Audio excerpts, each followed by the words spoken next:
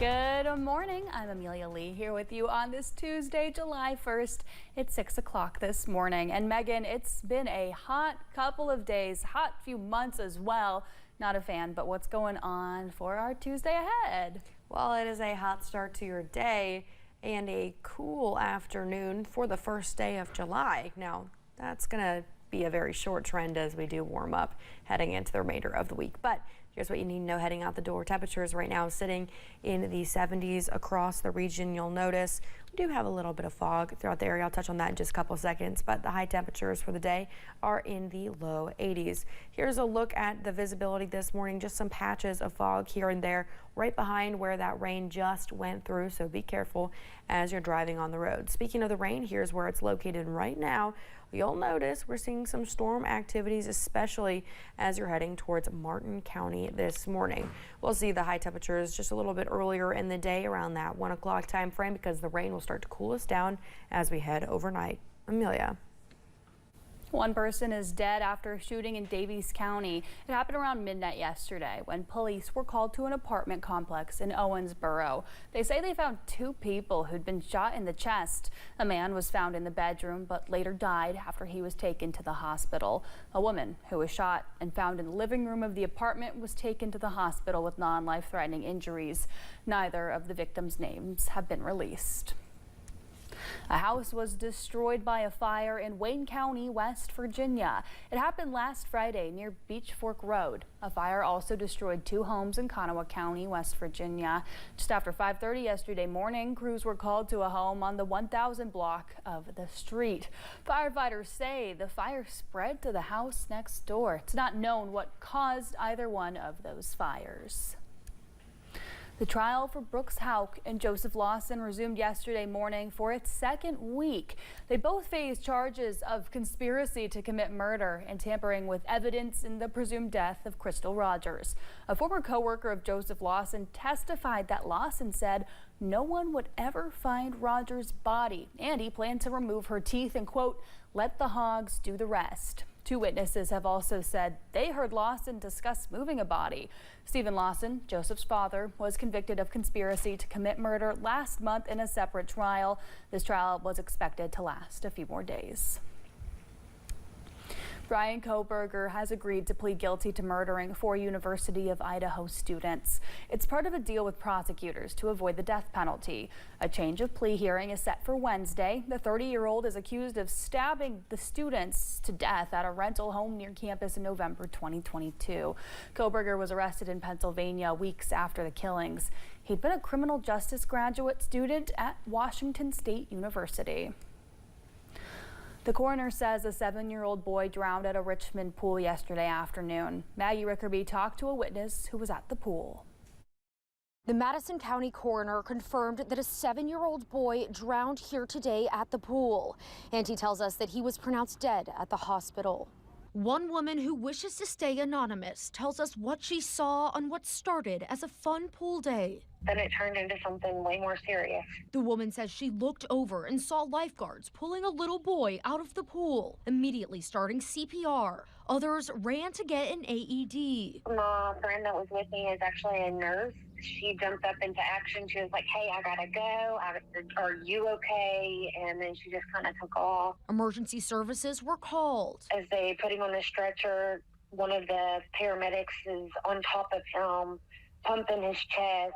And I just remember I was sitting there praying, just dropped to my knees praying for this little boy. And she wasn't alone. The next moment I know, I turn around and there's all kinds of people around me just praying too for this little boy to make it through. When the paramedics left, the woman says everyone at the pool was evacuated. As she reflects on what she saw, she says pool lifeguards did everything they could to help. Even though they were young, they did a really good job about staying calm and doing the CPR correctly. She says while it helped her feel better about taking her kids to the pool, I also am more cautious about taking my kids around water, especially my younger one, because, you know, this was a little kid and he was having a good day with his family and then went under and that was it. In a blink of an eye with someone right there. The coroner also tells us that the little boy will be taken to the state medical examiner's office in Frankfort for an autopsy. In Richmond, Maggie Rickerby, WKYT. City of Richmond officials say the pool will stay closed until further notice. The American Red Cross has some safety tips on how you can swim safely this summer. They say to swim in designated areas, supervised by lifeguards, and always with a buddy. You're asked to avoid distractions and provide constant attention to children that you're supervising in the water. Stay within an arm's reach or of any weak or inexperienced swimmers. Young children or inexperienced swimmers should wear a U.S. Coast Guard approved life jacket around water, but the Red Cross says you should not rely on life jackets alone.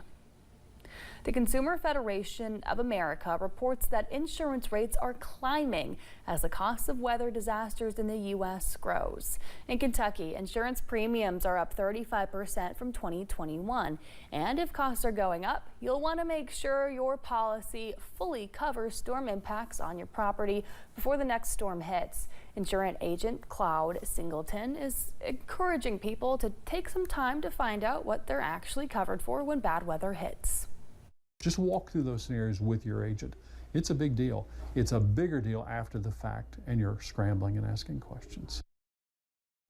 Nationwide reports that hail and wind damage are the leading cause of insurance claims, stating that in 2021, they accounted for nearly 40% of homeowners' claims. Singleton says, however, there could be exceptions, limitations, and high deductibles hidden within your policy. Kentucky Voices for Health officials are urging families to renew their children's Medicaid coverage. In Kentucky, the temporary extension of automatic renewals expired yesterday. WYMT's McKinley Calandrino spoke with officials on what you should know. Annual Medicaid renewals for children in Kentucky will resume on Tuesday. Officials with Kentucky Voices for Health are hoping to spread this information to all families, especially in more rural areas. In Kentucky, more than 600,000 kids are covered by Medicaid and K-CHIP. And in Perry County, it's about 4,800 kids. We want to make sure that parents are aware that, child renewals are happening and know what to do to make sure their kids keep their coverage. The annual Medicaid renewals were paused during the pandemic in hopes that everyone had access to health care. While adult renewals resumed in 2023, officials are reminding Kentuckians it is time to take action for your children. Some parents may have already gone through the annual renewal process themselves and may have lost their Medicaid eligibility recently.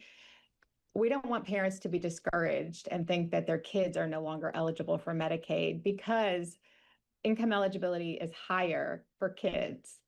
So parents should go through that process and let the state determine if their kids are still eligible for coverage. KY Voices for Health officials say not every family will go through the process in July. So about 8,000 households have gotten a renewal notice and will need to complete that process by the end of July.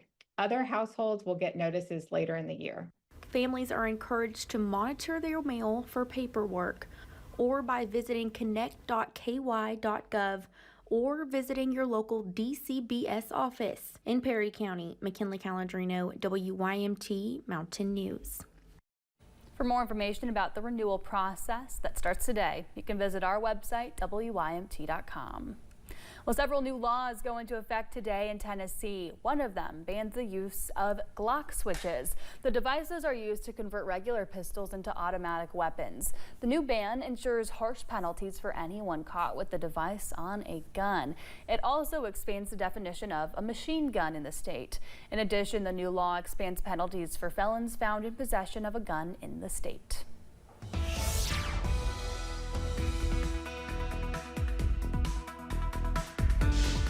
We're watching some storms roll through the region this morning, especially as we travel more towards the northeastern portion. Here's what you need to know on live pinpoint Doppler radar. Zooming in as we go towards Johnson County and portions of Martin and Lawrence County. That's where we're kind of seeing some of that storm activity. 7 strikes in the past 15 minutes. We'll continue to watch as that moves out of the region. throughout the remainder of your morning. Now let's talk about temperatures, mainly sitting in the 70s as you're heading out the door. But this afternoon we'll get a little break from those scorching temperatures, just looking at average temperatures mainly in the low to mid 80s. Overall, not a bad day. Here's a look at that day planner though. We'll see the warmest parts of the day around the early afternoon with those rain chances starting to cool us down as we head overnight. Amelia. Thanks, Megan. It's 6:10. We've got more mountain news on the way.